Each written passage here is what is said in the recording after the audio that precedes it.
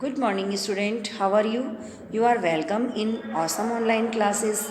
Today I am going to talk about Hindi book Kritika chapter number 4 माटी वाला। तो देखिए स्टूडेंट, ये हमारा कृतिका जो हिंदी की बुक है उसका लेसन 4 है जिसका नाम है माटी वाला, और इसके जो लेखक हैं वो है विद्यासागर नोटियाल। तो देखिए, हम सबसे पहले इस पाठ परिचय के बारे में पढ़ते हैं कि इसमें क्या है। तो जो परिचय है इसका, इसमें विद्यासागर नोटियाल है, उन्होंने अपनी रचना में एक माटी वाली यानी एक हरिजन महिला है उसके बारे में, उसके जीवन चरित्र के बारे में बताया है।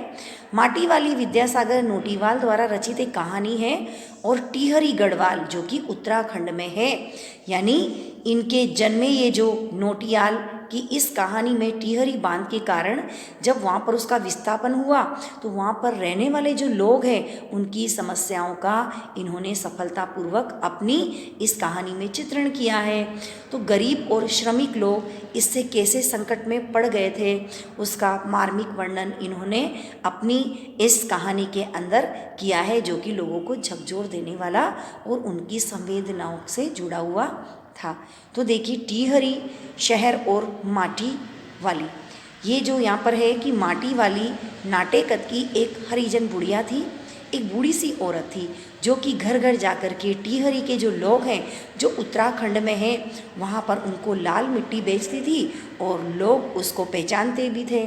टिहरी शहर के प्रत्येक घर के मूल निवासी यानी हर घर में रहने वाला व्यक्ति, यहाँ तक कि किराएदार और जो बच्चे थे आस पड़ोस के, वो भी बच्चे उस मिट्टी वाली को और उसके कनस्तर यानी उसका जो बर्तन था उसको भली भांति जानते थे।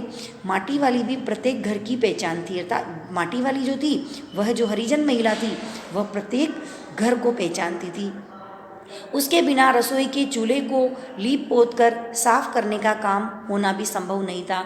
यानी जिसको बोलते हैं कि लाल मिट्टी, अर्थात जो मिट्टी थी जिसको बोलते हैं गेरू, उसको बेचने का काम वह करती थी। और गेरू के बिना रोज़ डेली जो घर के लोग होते हैं वो अपने रसोई का चूल्हा चौका उसी से यानी लीप पोत करके ही अपना आगे का काम शुरू करते थे। तो इस प्रकार से उसके चूल्हे की लिपाई का काम नहीं होता था। अगर वह माटी वाली मिट्टी नहीं बेचे तो किसी के घर का काम नहीं होता था। घर घर मिट्टी पहुंचाने का काम अकेली माटी वाली ही करती थी। उसका कोई प्रतिद्वंदी अर्थात बराबर का जिसको बोलते हैं पार्टिसिपेट, उस काम को करने वाला कोई भी नहीं था उस क्षेत्र के अंदर, यानी टिहरी गढ़वाल के अंदर जो गांव था उसमें वही इस कार्य को करती थी।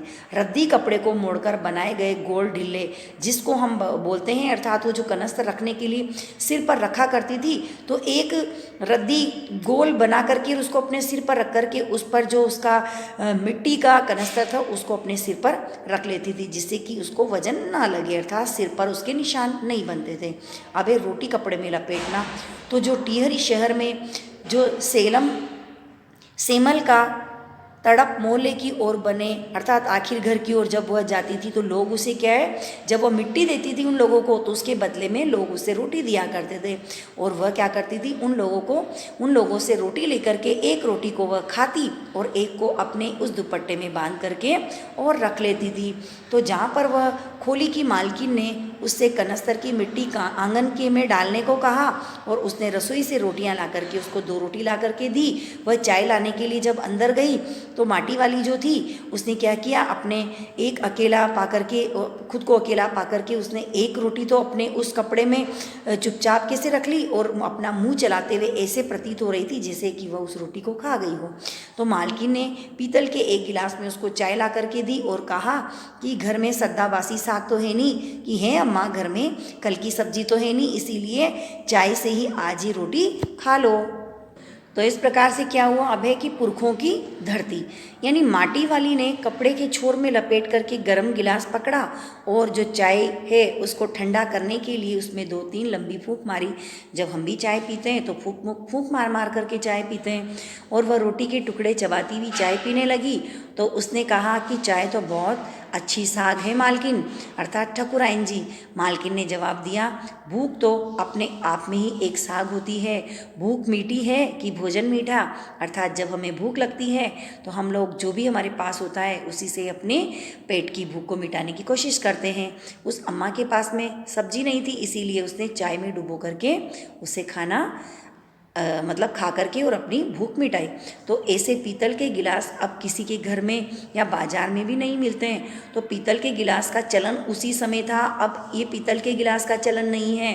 तो मालकिन ने कहा कि पुरखों से मिली चीज़ को बेचने का मन नहीं करता है, अर्थात जो पुरानी हमारी जो बड़े बूढ़े हैं उनकी ये चीज़ें इन्हें हम बेचें भी नहीं, और अगर बेचेंगे तो जो लोग हैं वो व्यापारी लोग वो क्या करते हैं, इसे हराम के भाव में अर्थात पीतल और कांसे के बर्तनों को बहुत ही कम रेट में ले लेते हैं, और अपनी चीज़ का हमें बड़ा मोह है, अर्थात हम इसे देना पसंद नहीं करती हैं।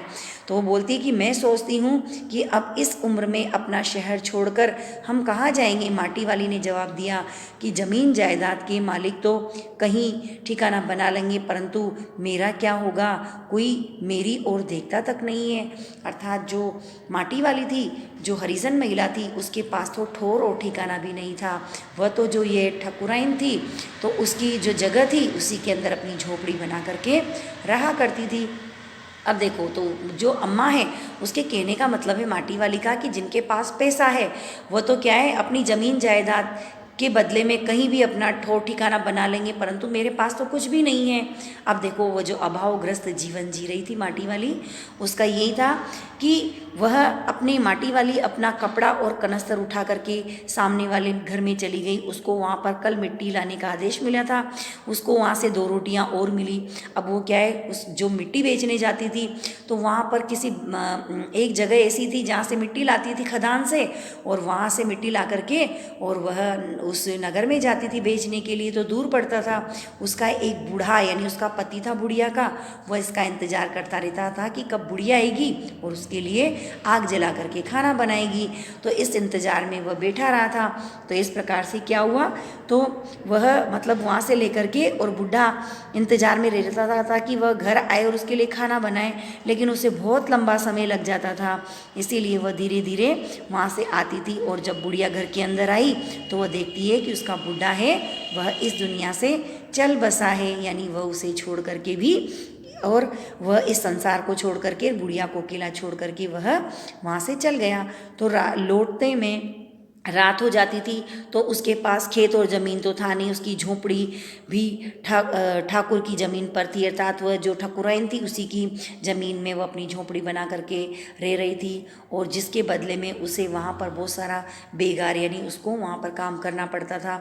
अब देखो, ये जो बूढ़े की मृत्यु हो जाती है, जो बूढ़ा है वह उसके इंतज़ार करता रहता था बुढ़िया का, तो वही इंतज़ार करता था कि बुढ़िया आएगी उसके लिए खाना बनाएगी। तो इस प्रकार से बूढ़ा भी इंतज़ार करते करते क्या हुआ, इस दुनिया से चल बसा और बुढ़िया अकेली ही रह गई। अब पुनर्वास की समस्या, यानी टिहरी बांध पुनर्वास के साहब, अर्थात जब टिहरी बांध का विस्थापन हो रहा था उस समय जो पुनर्वास यानी दोबारा से उस शहर वहाँ पर निर्माण किया जा रहा था, तो क्या हुआ कि वहाँ का जो एक साहब है वह घर घर जा कर के वहाँ के निवास के प्रमाण पत्र मांग रहे थे, और उनसे कह रहे थे कि उसका जीवन तो लोगों की मिट्टी, अर्थात बुढ़िया उससे बोल रही है साहब से कि मेरा जीवन तो लोगों को मिट्टी पहुंचाने में ही बीत गया है। वह माटा खान से मिट्टी लाती है, और साहब ने कहा कि अगर माटा खान उसके नाम चढ़ी है तो वह उसके नाम लिख देंगे, परंतु माटी वाली बोलती है कि माटा खान पर उसका नाम नहीं है, उसकी रोजी है, अर्थात वहाँ से वह रोटी मिट्टी लाती है, उसे बेचती है, और उसके बदले में उसे वहाँ से रोटी और कुछ आमदनी यानी कुछ पैसा मिल जाता है।